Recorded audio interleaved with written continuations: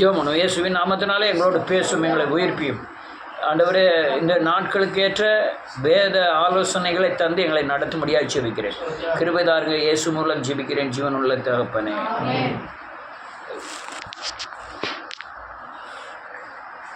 அல்லேலூயா. உங்கள் எண்ணம் தான் உங்கள் வாழ்க்கையே. உங்கள் எண்ணம் சரியாக இருந்தால் உங்கள் வாழ்க்கை சரியாக இருக்கும். உங்கள் எண்ணம் சரியில்லையா, உங்கள் வாழ்க்கை சரி இருக்காது. இந்த எண்ணங்கள் எண்ணம், யோசனை, சிந்தனை, இது எல்லாமே இருதயத்திலும் தோன்றும், ஆத்மாவிலையும் தோன்றும். இந்த இருதயமும் யோசனையும் எப்பவுமே இந்த உலகத்தை சார்ந்து நம்மளை 4 பேர் மதிக்கணும்னு நினைக்கிறது, ஐயோ நம்மளை மதிக்கலையேன்னு நினைக்கிறது, இப்படி பல கோணங்களில் இந்த எண்ணங்கள், யோசனைகள் இந்த உலகத்தையும் மனிதனையும் மனித வாழ்க்கையையும் எதிர்காலத்தையும் சார்ந்திருக்கும். ஆனால் நம்ம இந்த உலகத்துக்குரியவர்கள் அல்ல, இந்த உலகத்தின் எண்ணத்துக்குரியவர்கள் அல்ல. நம்ம வேறொரு உலகத்துக்குரியவர்கள் இந்த பூமியில் வாழ்ந்து கொண்டிருக்கிறோம். நமக்கு அதிகாரங்களும் பாதுகாப்பும் நமக்கு தேவையும் இந்த பூமிக்கு அடுத்த காரியங்களிலிருந்து சந்திக்கப்படுவதில்லை. நமக்கு எல்லா தேவையும் பரத்திலிருந்து, பாதுகாப்பு பரத்திலிருந்து, அல்லலியா யோசனைகள் பரத்திலிருந்து வர வேண்டும். ஆனால் நான் ஏன் இப்படி இருக்கிறேன்னா, என் சிந்தனையில் இந்த உலகத்தின் தன்மையை குறித்து நான் அதிகமாக சிந்தித்து கொண்டே இருக்கிறதுனால இந்த உலகத்து மனிதரை காட்டிலும் அதிகமான வீணராய் மாறிடும்னு ரோமர் 1 அதிகாரம் 21 வசனத்தில் எழுதியிருக்கு. எண்ணம் போல் வாழ்க்கைம்பாங்க. இந்த எண்ணமே ஒரு கிறிஸ்துவனை சீரழிய பண்ணுகிறது. அல்லேலூயா. பல காரியங்களை உதறி தள்ளிவிட்டு தேவனுடைய வசனத்தின் அடிப்படையில் ஓட நீங்கள் கற்றுக்கிட்டீங்கன்னா இந்த உலகத்தை சார்ந்த எந்த எண்ணங்களும் உங்களை மேற்கொள்வதில்லை. அல்லேலூயா. ஆனால் ரொம்ப பெரும்பகுதி இல்லைங்கிற எண்ணத்தை காட்டிலும் அவன் என்னை குறைவாக எண்ணிட்டான், குறைவாக நடத்திட்டான் அப்படிங்கிற சிந்தை தான் மனிதனுக்கு அதிகம். நான் இதனாலேயே யாரு கூடயும் பேசுகிறதும் இல்லை, யாரு கூடயும் அல்லலியா என்னுடைய அந்தரங்க பேசுகிறதே கிடையாது. எனக்குன்னு ஃப்ரெண்டும் ஒன்றும் கிடையாது. எனக்குன்னு சார்ந்து இருக்கணும்னா இந்த தாவீதை கண்டா பேசிக்கிடுவேன், இந்த காலை பிரதரை கண்டா பேசிக்கிடுவேன், சாமுவேலை கண்டா பேசிக்கிடுவேன். வேறு யார்ட்டையும் போய் பேசக்கூடிய ஒரு கடைக்கு போனால் கடைக்காரர்கிட்ட பேசுகிறதோட சரி. அதனாலேயே என்னமோ தெரியல, நான் வேத வசனத்தை அதிகமாக தியானத்தில் வைத்திருக்கிறதுனாலும் இந்த எண்ணத்தின் பாதிப்பு எனக்கு அதிகமாக இருக்கிறதில்ல. நீங்கள் பெண்களாக இருக்கிறதுனால நீங்கள் அநேக சொந்த பந்தங்களுக்குள்ளே போகும் பொழுது உங்கள் அல்லலியா அநேக மேட்டின்மை சிந்தைக்கு கொண்டு வரக்கூடிய அநேக கிரியைகள் நடக்கலன்னு சொல்லணும். என்ன பார்வதி, ஒண்ணுமே கழுத்துல மூக்கில் காணல.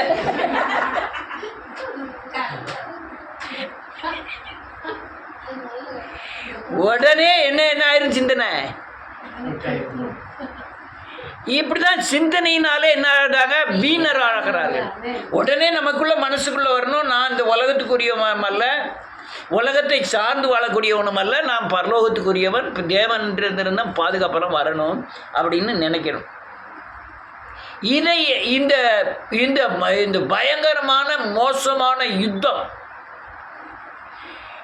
ஒரு பெரிய ஊழியக்காரர் முதல் கொண்டு நேற்று வந்த விசுவாசிகள் வரை இந்த யுத்தம் நடந்துக்கிட்டே இருக்கும். நெதான் நடக்கும். மனதின் போராட்டம்னு பேர் இதுக்கு. கொண்டு வருகிற மனதின் போராட்டம். இதை எப்படி நம்ம ஜெயிக்க போகிறோம்? அல்லேலூயா. நீ உலகத்துக்கு பைத்தியனாய் மாறணும், உலகத்துக்கு பலவீனனாய் மாறணும். உலகத்துக்கு நீங்கள் ஞானியாக இருந்தால் நீங்கள் பைத்தியமாயிருவீங்க. கிறிஸ்துக்குள்ள பைத்தியமாக இருந்தால் நீங்கள் உலகத்துக்கு ஞானியாய் மாறிவிடுவீர்கள். அதனால் இந்த கடைசி நாட்களிலே இந்த காரியங்களை எப்படி ஜெயிக்க வேண்டும் என்பதை தான் இன்றைக்கி நான் சத்தியமாய் போதிக்க போகிறேன். எல்லாரும் சொல்லுங்க அல்லேலூயா. என் எண்ணத்தில் கீழ்ப்படுத்த முடியாத காரியத்தை இயேசுவின் சுவிசேஷ வார்த்தைக்குள் கொண்டு வந்து கிறிஸ்துவின் சத்தியத்தின் ஆலோசனையை பெற்று அல்லேலூயா விடுதலை ஆக வேண்டும். நான் திரும்பவும் சொல்றேன், என் எண்ணத்துல கீழ்ப்பட முடியாத காரியத்தை, என் எண்ணத்துல கீழ்ப்படிய முடியாத சொல்லுமா, நீ பயந்துராத சொல்லு. கீழ்ப்படிய முடியாத காரியத்தை அல்லேலூயா இயேசுவின் வார்த்தைக்குள்ள கொண்டு வந்து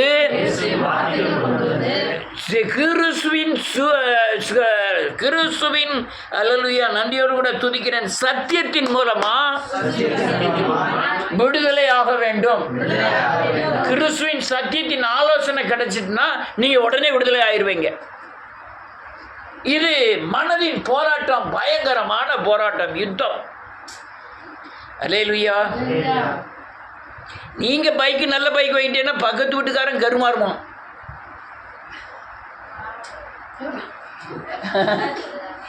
ஆனா நீங்க நடந்து போகும்போது பக்கத்து வீட்டுக்காரன் பைக் வாங்கிட்டான்னு நீங்க கருமாறக்கூடாது. கருமாறுனா என்ன? கருமாறுனா என்ன? பொறாமையோட தாண்டினது இது. இது ஒரு எலும்புருக்கி நோய், பயிர் எரியுது.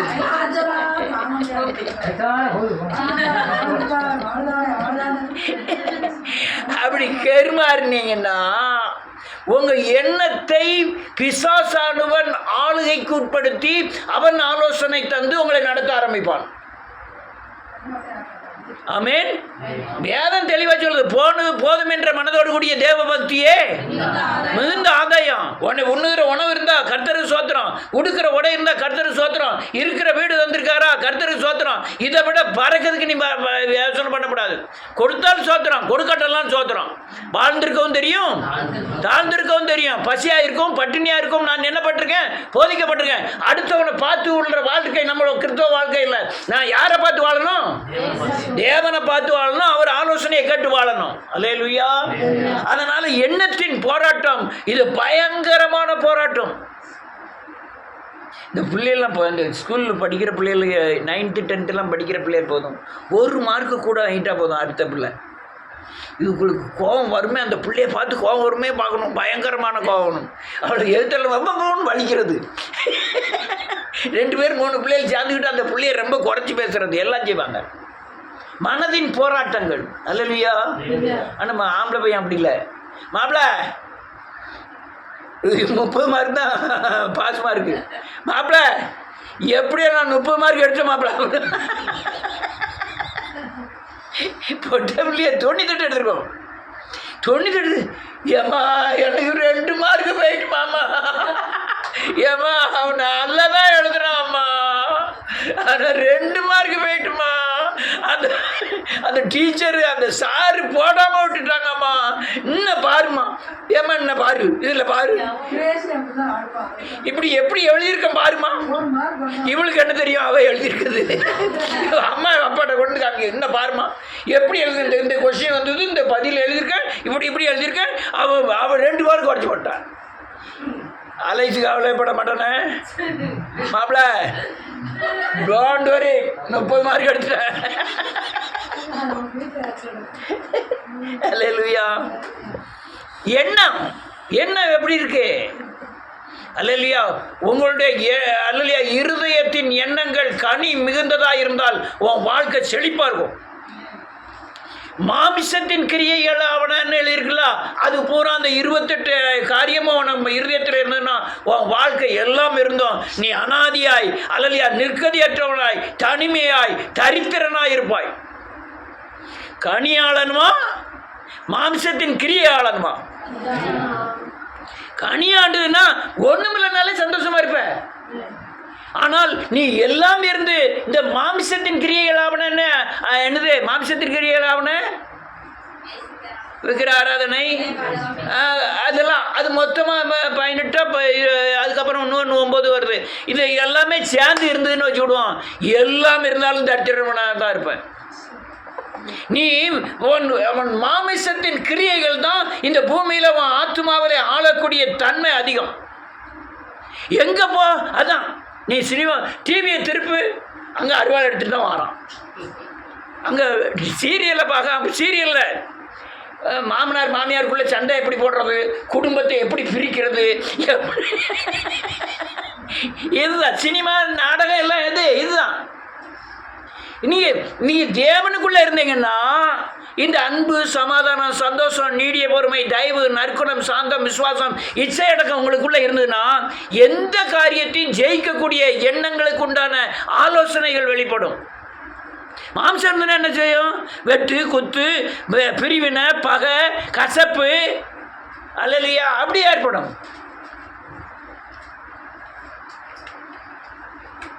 ஒரு வசனத்தை வாசிப்போமே. 2 கொரிந்தியரின் புஸ்தகம் 10வது அதிகாரம். இனியாதான் வாசிக்கணும். நீ வாசிடுவல்ல, அவர் தான் இனியாவா? நேரம் ஓயாம மறந்து போகும். 2 கொரிந்தியரின் புஸ்தகம் 10வது அதிகாரம் 5வது வசனம்.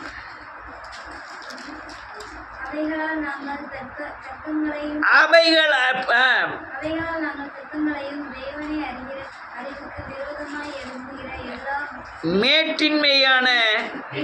மேட்டின்மை நிர்மூலமாக்கி எந்த எண்ணத்தையும் கிறிஸ்துவுக்கு கீழ்ப்படிய சிறைப்படுத்துகிறவர்களாக இருக்கிறோம். நான் திருப்பி கேளுங்க, 3வது வசனத்தில் வாசிக்க. நாங்கள் மாம்சத்தில் நடக்கிறவர்களாக இருந்தாலும் மாம்சத்தின்படி நாங்கள் மாம்சத்தின்படி தான் இருக்கோம். மாம்சத்தின் உலகம் ஆளுகிற மாம்சத்தில் தான் இருக்கோம். எங்கள் தாத்தாவோட மாம்சம் எனக்குள்ளே இருக்கு. ரத்தத்தின் நான் மாம்சம்னா இந்த சரீர மாம்சத்தை சொல்ல, மாம்சத்தின் கிரியையில சொல்றேன். கோபம் எங்க தாத்தாக்குள்ள கோபம் எங்க இருக்கு? எனக்குள்ள தான் இருக்கு. ஆனால் நாங்கள் இயேசு கிறிஸ்துக்குள்ள வந்து இயேசுவின் ரத்தம் எனக்குள்ள பாய்ந்து ஓடுனாங்களா? எப்போ பாய்ந்து ஓடுச்சு? கழுவப்பட்டிருக்கேன். இயேசுவின் ரத்தம் எனக்குள்ள பாய்ந்து ஓடுது. எப்போ? கர்த்தருடைய ரத்தத்தை என்ன செஞ்சிருக்கேன்? பானம் பண்ணியிருக்கேன். அது எனக்குள்ள பாய்ந்து ஓடுறபடினால இந்த மாம்சத்தின் கிரியைகள் மேலோகவாதபடி என்னை அதை அடக்கி கொள்கிறது. எது அடக்கி கொள்ளுது? நான் மனம் திரும்பி பாவம் பண்ணி நிச்சயத்தை பெற்றோம்ல, அது என்ன செய்யுது? இந்த இரத்தமானது என் இரத்தத்தில் கிரியை செய்கிற மாம்சத்தின் கிரியைகளை மட்டுப்படுத்துகிறது. அப்போ என்னைக்கெல்லாம் ரத்தத்தை பானம் பண்ணணும்? நெதம் பண்ணணும். அன்னைக்கு அத்தனை வந்து நினைவு கூறுதல். நீ நெதம் பண்ணணும். பண்ணுனா என்ன நடக்கும்? ஓ மாமிசத்தின் கிரியைகள் ஆகிய அந்த கிரியைகள் ஓ ஆத்மாவில் பேலன்ஸ் செய்யாதபடி செய்யும். என்ன செய்ய? அப்படி செய்யும். இல்லைன்னா அது உனக்கு என்ன செய்யும்? நான் செய்கிறது தப்புன்னு எனக்கு தெரியணும். நான் பேசுறது தப்புன்னு என்னது செய்யணும் தெரியணும். நம்ம தான் பேச்சு வாய்க்கல அது பாட்டில் கடப்படான்னு போகுது. அல்லேலூயா. நான் செய்கிற தப்பு எனக்கு என்ன செய்யணும்? நான் பார்க்குறது தப்புங்கிறது எனக்கு உணர்வு யார் தருவா? ஆவியானவர் தருகிறார்.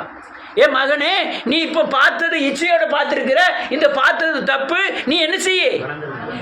நீ அப்படி மனம் திரும்பலைன்னா உனக்கு ஆத்மாவில் என்ன உண்டாகும்? போராட்டம் உண்டாகும். என்னது? போர் அன்னைக்கு ஆரம்பிச்சிட்டான். எதுக்கும் பரிசுத்தாவிக்கும் அசுத்தாவி மாம்ச இச்சையை கொண்டது போராட்டம். யார் ஜெயிப்பா? அது எப்படி ஜெயிப்பாரு? அதுதான் ஜெயிக்கும். அடுத்த 4வது வருஷம் இருக்கு. எங்களுடைய போராயுதங்கள் இதுதான். எங்களுடைய போராயுதங்கள். நான் மாம்சத்தோடு என்ன செய்யப்பட மாட்டேன்? போராட மாட்டேன். எனக்குள்ள கிரியை செய்கிற மாம்சத்தின் கிரியைகளை என் எண்ணத்தின்படி, என் யோசனையின்படி, என் அறிவின்படி நான் போராட மாட்டேன். எங்க கொண்டு போவேன்? சிலுவைக்கு கொண்டு போவேன். எங்க கொண்டு போவேன்? அவர் ரத்தத்தை பானம் பண்ணி அவர் மாம்சத்தை புசித்து என் மாம்சத்தில் கிரியை செய்கிற தீய ஆதிக்கத்தை அழிப்பேன். ஆமென். நான் கத்தி சொல்றேன், நீங்க நடைமுறைப்படுத்துறதுதான் சொல்லிட்டு இருக்கேன். என்னது? கேட்டுட்டு நீங்க சும்மா போறதுக்கெல்லாம் சொல்லல, நடைமுறைப்படுத்துறது தான் சொல்லிட்டு இருக்கேன். இந்த போராட்டம் நீ அப்படி போராடி ஒரு இச்சை நாவியை நீ ஜெயிக்கலன்னா அந்த போராட்டம் உங்கள் ஆயுசு முழுக்கும் தொடரும். ஆனால் நீங்கள் சிலுவையில் அரைஞ்சிட்டீங்கன்னா அன்னைக்கே அந்த இடத்த யார் ஆளுவா? பரிசுத்த ஆவியானவர் ஆளுவார். அல்லேலூயா. எந்த எண்ணத்தையும் கிறிஸ்துவுக்குள் என்ன செய்யணும்? சிறைப்படுத்தணும், எந்த எண்ணத்தையும். ஆனால் எண்ணங்களை விதைக்க பிசாசு உலகம் முழுவதும் நிறைந்திருக்கிறான். இருக்கிறானா இல்லையா? அது யார் மூலமாக கூட வரலாம். கோபத்தை உண்டாக்கு சின்ன பிள்ளை மூலமாக கூட வந்துடலாம். இந்த செல்வி வந்து நடுவில் பிள்ளைன்னு ஜெஸ்லின் அடிக்கிறதுக்கு கோவம் வந்துட்டு அடிக்க வாங்குதான் கை போக மாட்டேங்க. எங்க அந்த நானும் பிரசங்கம் பண்ணிட்டு நைஸாக்க பார்க்கேன், அந்த பிள்ளை ரொம்ப சேட்டை பண்ணுது. சேட்டை பண்ணோன்னு டக்குன்னு அவளு அப்படின்ட்டு கோவம் வந்து அடிக்க போகிறா. கிட்ட போனோன்னு கை பைய இப்படி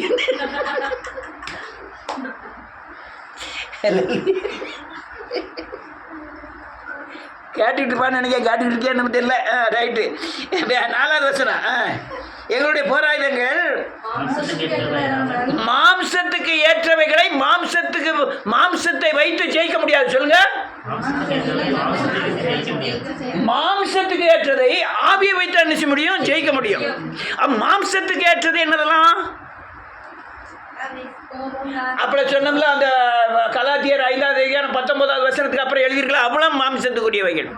நீ அதே மாமிசத்தை நீ கல்லன்னு முள்ளால தான் எடுக்கணும், வைரத்தால தான் எடுக்கணும்னுட்டு அதெல்லாம் என்ன முடியாது. மாமிசத்தின் கிரியைகளை வச்சு என்ன செய்ய முடியாது. மாமிசத்தை எதை வச்சு ஜெயிக்க முடியும்? ஆவியை வச்சு தான் ஜெயிக்க முடியும். ஆவி எங்கே கிடைக்கும்? சிலுவையில் மனம் திரும்பினா தான் என்ன செய்யும்? கிடைக்கும். அடுத்த லைனில் இருக்கு. நல்ல காலுங்க. இந்த போர் ஆயுதம் பரிசுத்த ஆவியானவர் தருகிற போர் ஆயுதம். பிசாசு மாம்சத்தில் கொண்டு வர்றது அரண் என்னது? நினைச்சுட்டா இவட்ட கேட்டப்பறம் நம்மகிட்ட தான் வரப்போறோம். அரண் என்னது? பெரிய கோட்டை, ஒரு பெரிய பாதுகாப்புன்னு கூட சொல்ல முடியாது. அரண். அது வந்து அல்லேலூயா ஒட்டையாத கோட்டை சுவர். என்னது? மாமிசம். என்னது? மாமிசம். நமக்குள்ள கிரியை செய்யறது, உலகத்தில் கிரியை செய்யுது. நீ பார்க்குற எல்லாமே மாம்சம் தான் கிரியை செய்யுது. மாம்சம் தான் கிரியை செய்யுது. அல்லேலூயா. அது அரணை போல. அதை நிர்மூலமாக்குமா? என்னது? ஆவி என்ன செய்யும்?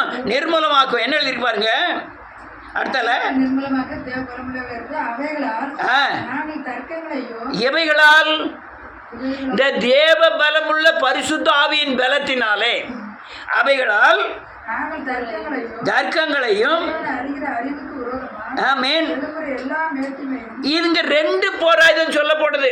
தேவனுக்கு விரோதமான தர்க்கம், தேவனுக்கு விரோதமான மேட்டின்மை சிந்தை. ஆமென். நீங்க மாம்சத்துல கிரியை செஞ்ச உடனே உங்களுக்கு சிந்தையில் வரக்கூடிய என்ன தெரியுமா? அல்லேலூயா. செஞ்சான்னா செய்யப்படாதோ? ஏன் செய்யப்படாது? சிகரெட்டு குடிக்கக்கூடாதுன்னு எங்கே பைபிளில் எழுதியிருக்கு? சீரியல் பார்க்கக்கூடாதுன்னு எங்கே எழுதியிருக்கு? சீரியல் பார்த்துருக்கியா? சீரியல் பார்க்கக்கூடாதுன்னு எழுதியிருக்கா? என்ன எழுதியிருக்கு? இது என்னது? தர்க்கம். சில காரியங்கள் எழுதியிருக்காது. இது சத்தியத்தின் அடிப்படையில் நமக்கு என்ன செய்யணும்? புரியணும். நமக்கு என்ன செய்யணும்? புரியணும். நான் களவா பண்ணினேன், கொஞ்சம் போல எடுத்துக்கிட்டேன், அது களவா.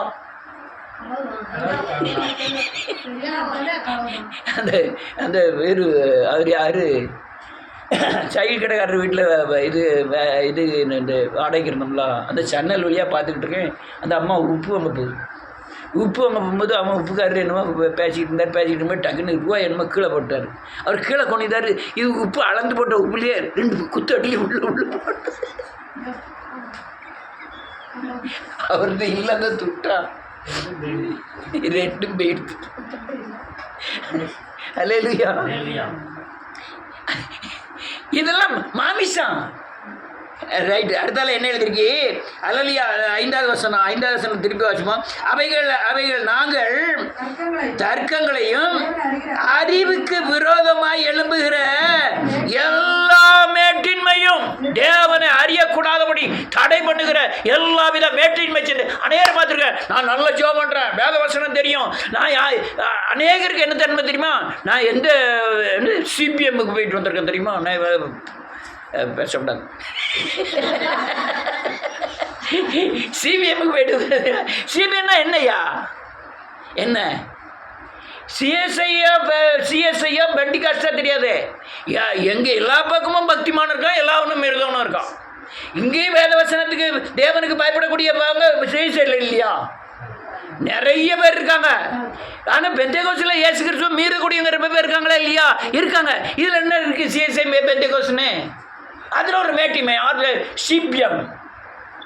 நான் யார்? இந்த லூக்காஸ் என்ன வீட்டமாக தான் சொன்னோம். நாங்கள் யார் தெரியுமா? ஐபிசி.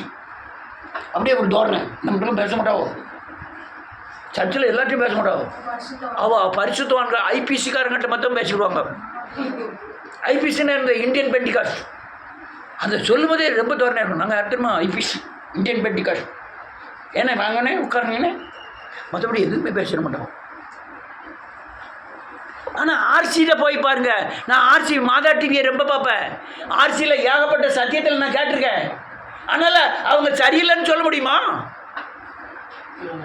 எல்லாத்துலேயும் எல்லா கள்ளனும் இருக்கா, எல்லா நல்லவனும் இருக்கான். ஆமென். எல்லா மேட்டின்மையையும் நிர்மூலமாக்கி, இதுக்கு அடுத்த வசனம் தான் முக்கியம், எந்த எண்ணத்தையும் எந்த எண்ணத்தையும் அர்த்தம், மாமிசத்தின் எல்லா எண்ணத்தையும் யாருக்கு? கிறிஸ்துவுக்கு. எந்த கிறிஸ்துவுக்கு? நீ மனம் திரும்பி பாவமன்னிப்பு நிச்சயத்தை பெற்று பெறுகிற பரிசுத்த ஆவியானவர் தான் கிறிஸ்துவின் ஆவியானவர். அவர் சொல்லுகிற ஆலோசனையாகிய சத்தியத்துக்கு கீழ்ப்படுத்தி அந்த பழைய மாமிசத்தின் எண்ணத்தை என்ன செய்யறோம்? சிறைப்படுத்துகிறோம். என்ன படுத்துகிறோம்? சிறைப்படுத்துகிறோம். என்ன அர்த்தம்? அது திரும்ப வந்து எனக்குள்ள கிரியை செய்யக்கூடாதபடி அதை என்ன பண்ணுறேன்? அடைச்சி வச்சிருந்தேன். சிறைப்படுத்தி விடுகிறேன். இதுதான் கிறிஸ்துவ ஜீவியம். அல்லேலூயா. இன்னொரு வசனத்தை வாசிக்கிறேன். உன் எண்ணத்தில் இருக்கும்போது, சிறைப்படாத எண்ணங்கள் இருக்கும்போது உங்களுக்கு தீர்ப்பு வந்துடும். அல்லேலூயா. ஏன்னா எண்ணங்களுக்கு நியாயம் தீர்க்கிறவர் யாரு? நீங்கள் பழைய ஏற்பாடில் செய்தாதான் தவறு, புதிய ஏற்பாட்டில் எண்ணினாலே தவறு. ஆனால் பழைய ஏற்பாட்டில் அநேக காரியங்களை எண்ணும் போதே தேவன் தீர்ப்பு செய்திருக்கிற ஒரு மனுஷனை பாருங்கள். தானியேலின் புஸ்தகம் 4வது அதிகாரம் 28வது வசனத்திலிருந்து வாசிக்கலாம். தானியேலின் புஸ்தகம் இவ்வளோ வயாமல் வாசிக்க சொல்லப்படாதுன்னு பார்க்க. என்னென்னு ஒரு வருஷம் நான் எடுத்துக்கிட்டேன்.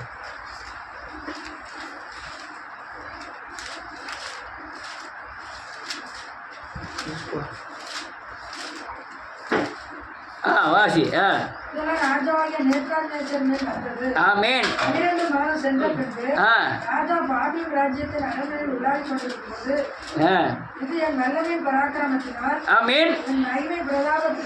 ஆமென். மகா பாபிலோன் அல்லவா சொன்னான். இந்த வார்த்தை என்ன எழுதியிருக்கு? ராஜாவின் வாயில் இருக்கும் போதே வானத்திலிருந்து ஒரு சத்தம் உண்டாகி, ராஜாவாகிய நேபுகாத்நேசரே, ஆமென், உடனே எண்ணத்துல வச்சிருக்கான். எண்ணத்துல வச்சு வாயில தான் சொல்லியிருக்கான். தீர்ப்பு வந்துட்டு. அல்லேலூயா. சிறைப்படுத்தி விட்டது. அந்த அவனை சிறைப்படுத்திட்டு. என்ன எண்ணம்? மேட்டின்மையான எண்ணம். தர்க்கங்கள் பண்ணல, மேட்டின்மையான எண்ணம். நான் அடுத்தல என்ன எழுதிருக்கு? தள்ளப்படுவாய், சஞ்சரிப்பாய், மேய்வாய். ஆமென். ஆமென். ஆமென்.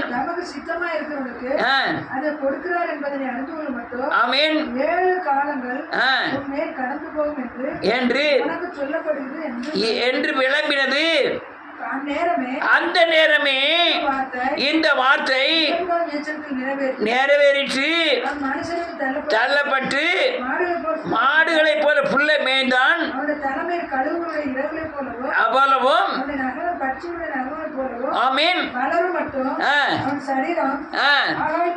பணிகளில் இது நடக்கா இப்பவும் நடந்துகிட்டு இருக்கு. நீங்க இந்த மேட்டின்மை சிந்தை உள்ளவங்களாம் பூரா பாருங்க, அந்த தனியாக தெரியும். அவங்க பார்க்கும்போதே தனியாக தெரியும்.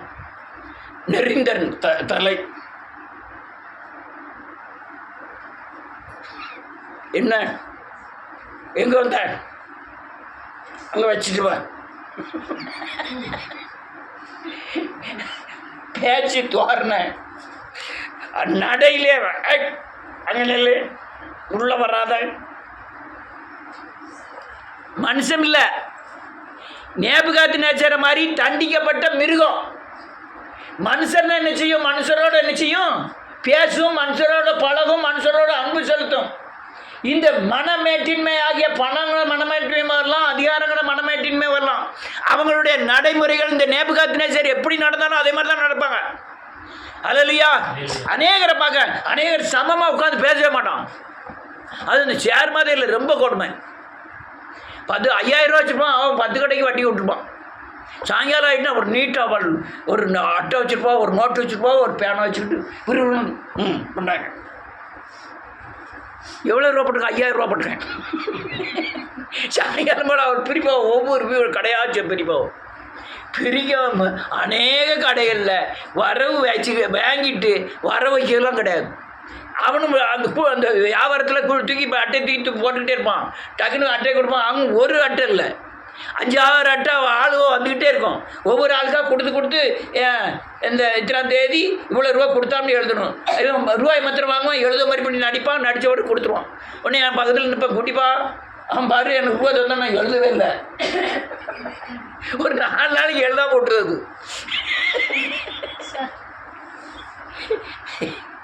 சில நேரத்துக்கு அவன் எழுத்து அவனுக்கு வேனுக்கு முன்னே எழுதானுவோம். இந்த கட்டம் போட்டதுலாம் இருக்கலாம், கட்டம் இருக்கலாம். அந்த கட்டத்தில் ஒன்று ஒன்றா கையெழுத்து போட்டு இது பண்ணணும். என்ன அதில் கீழே அவன் கையெழுத்து போட்டு கீழே தேதி போடணும். இவன் எத்தனாம் தேதி போட்டிருக்கான்னா அவனுக்கு தெரியப்படாதுன்னே அவன் பாட்டில் கிறுக்கி வச்சுட்டு போயிடுவான். 5000 ரூபாயா கொடுத்துட்டு வட்டியும் வாங்கி விடுவான், 5000 ரூபா வேற பிரிச்சிடவும் செய்வான். அல்லேலூயா. இது என்னது? மிருகம். அநேகர் பணம் இல்லாதவன்ட்ட பேசவே மாட்டான், அநேகர் படிக்காதவன்ட்ட பேசவே மாட்டான், அநேகர் ஏழையாக இருக்கவன்ட்ட பேசவே மாட்டான், அநேகர் ஜாதியில் குறைஞ்சவன்ட்ட பேசவே மாட்டான். பார்த்துருக்கியா? நிறைய மிருகங்கள் இருக்கு. இது என்ன மிருகம்? மனமேட்டின்மை மிருகம். ஆமென். ஆனால் கிறிஸ்து இயேசு எப்படி தெரியுமா? அவர் மாம்சத்தில் வெளிப்பட்டார், நம்ம போல மனுஷ ரூபமானார், நம்மளை போல பாவ சாயலானார். அது பூமியில் இறங்கி வந்தார், மனுஷோட ஒரு மனுஷனாய் நடந்தார். அல்லேலூயா. அவர் தாகமாக இருந்தார், பசியாக இருந்தார், அவருக்கும் வலிச்சுது. அல்லேலூயா. அவர் மனுஷ ரூபம் எடுத்தார். அவர் வார்த்தையினாலே சகலதையும் உண்டாக்கினவர், வானத்தையும் பூமியும் வார்த்தையினால உண்டாக்கின தேவன். மனுஷ ரூபம் எடுத்தார், எவ்வளோ தாழ்மையாக இருந்தார். ஆனால் மன மேட்டின்மை அப்படி கொண்டு வந்துடும். அடுத்த இன்னொரு மனுஷனை காமிக்க பாருங்க. இது பிசாசை காமிக்க. ஏசாயாவின் புஸ்தகம் 14வது அதிகாரம் 13வது வசனத்தில் இருந்து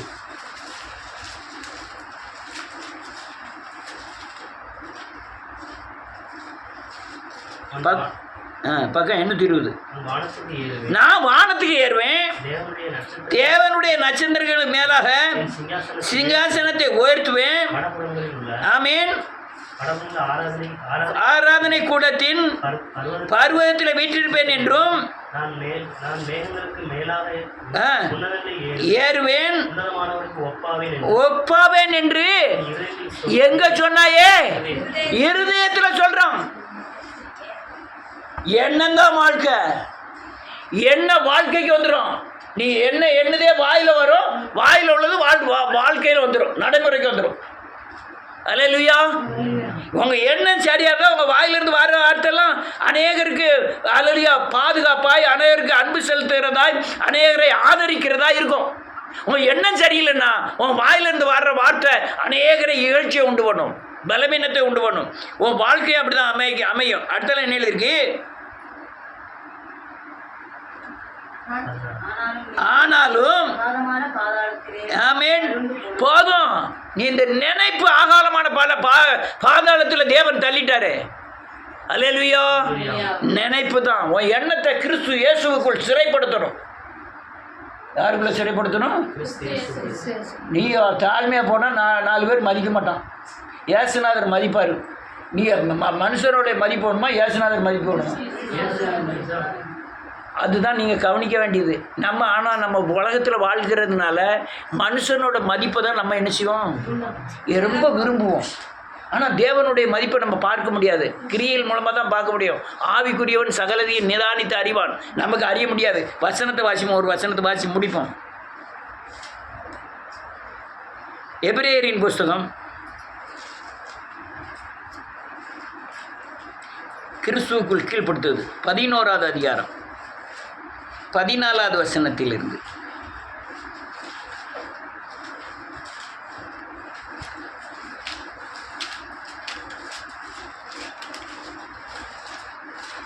முன்னூற்றி 8வது பக்கம்.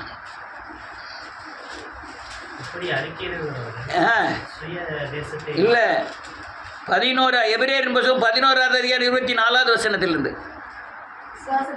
விசுவாசத்தினாலே மோசே தான் பெரியவனான போது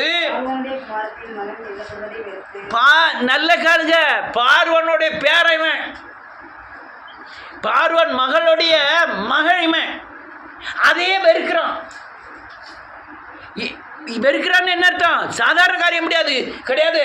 அநேகர் வந்து காலையிலேருந்து சாயங்காலம் வரையும் இவனை பணிவிடை செஞ்சுக்கிட்டே இருப்பாங்க. ஒரு ராஜா வீட்டில் பிறந்தவன் இல்லை, பிறந்ததுக்கு உண்டான எல்லா மதிப்பு மரியாதையும் இருக்குங்கிறது தான் இந்த வசனம் சொல்லுது. பார்வோனின் குமாரத்தியை மகனாய் இருப்பதை வெறுத்து. அல்லேலூயா. அடுத்த லைன் இருக்கு. இது வேதம் சொல்லுது, அவன் பார்வோன் அரண்மனையில் இருக்கும்போது அநேக சந்தோஷமான கிரியைகள்.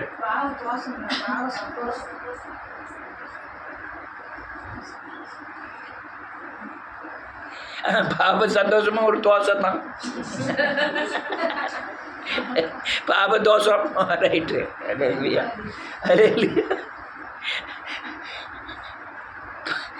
என்ன பாவ சந்தோஷம்? விடிய காலம் எந்திரிச்ச உடனே இவனை எழுப்பதுக்கு ஆள், உன்னை கொண்டு போய் குளிப்பாட்டி ட்ரெஸ் எல்லாம் எடுத்து கொண்டு போடுறதுக்கு ஆள், உடனே டான்ஸு 10 பிள்ளைகளுக்கு இருந்து டான்ஸ் ஆடுங்க, உடனே இப்போ பீர் அடிக்கணும்னா பீரு. அல்லையா, விடிய காலத்திலேருந்து சாயங்காலம் வரையும் கேளிகைகள் தான், ஒரே நடனங்களும் பாடல்களும் மாடல்களும் தான். என் விரும்புதை பூரா அனுபவிக்கலாம். எங்கே? அரமனையில். அதெல்லாம் இவன் என்ன சொல்கிறான்? இது பாவ சந்தோஷம். அவளுடைய இதுக்கு பாவ தோஷம்.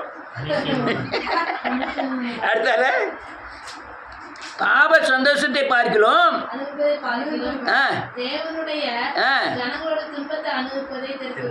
இது என்ன? இவன் எண்ணத்தை பாருங்க. நான் வாழ்ந்தா கிறிஸ்துவோடு வாழ்வேன், துன்பம் வரும், ஆனாலும் யாரோட வாழ்வேன்? கிறிஸ்துவோட வாழ்வேன். உலகத்தில் எவ்வளோ சந்தோஷம் இருக்கு, நான் அதை வெறுத்து தள்ளேன். யாரோட வாழ போறேன்? கிறிஸ்துவோடு. ஏன்னா என் எண்ணத்தை கிறிஸ்துவுக்குள் நான் சிறைப்படுத்த போகிறேன். ஆமென். உபத்திரம் இல்லாமல் சிறைப்படுத்த முடியாது. அடுத்த என்ன இருக்கு? இனிவரும் பலன் மேல் நோக்கமாகி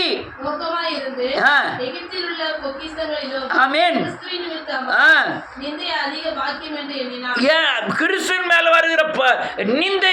அதாவது நல்ல கலங்க, நீங்க உலகத்தின் சொத்தை அனுபவிக்க பார்க்கலாம், அந்த சொத்தை காட்டிலும் தேவ அபிஷேகமும், அவர் சொத்தை காட்டிலும் தேவ சத்தியமாக ஆலோசனைகளும், அவர் சொத்தை காட்டிலும். இப்ப என் மூலம் எனக்கு பெரிய சொத்து என்ன தெரியுமா?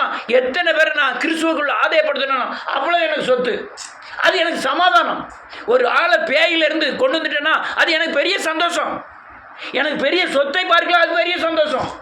எது ஒன்று சொத்து வேணுமா? அடுத்த ஆள் விடுதலை ஆகுது வேணுமா? அவன் விடுதலை ஆனான்னா ஆவாட்டான்னா நமக்கு வீட்டில் அம்மையாக கிடப்போம்.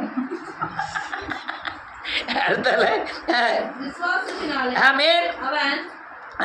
இதான் ரொம்ப முக்கியம். விசுவாசத்தினாலே அவன் பார்க்க முடியாதவரை பார்க்கிறது போல உறுதியா இருந்து ராஜாவின் கோபத்துக்கு பயப்படாமல் எகிப்தை விட்டு போயிட்டான். இதுதான் நீங்க கிறிஸ்துவுக்குள் உங்களை திடப்படுத்திக் கொள்வது, அல்லது சிறைப்படுத்திக் கொள்வது உங்கள் எண்ணங்களை. அப்படி படுத்தினீங்கன்னா இந்த உலகத்தின் சிறைக்கு நீங்க மாட்ட மாட்டீங்க. அல்லேலூயா. அநேக கிறிஸ்துவனுடைய நினைவு என்ன தெரியுமா? இது எப்படி வாழ முடியும்? ஆமென்.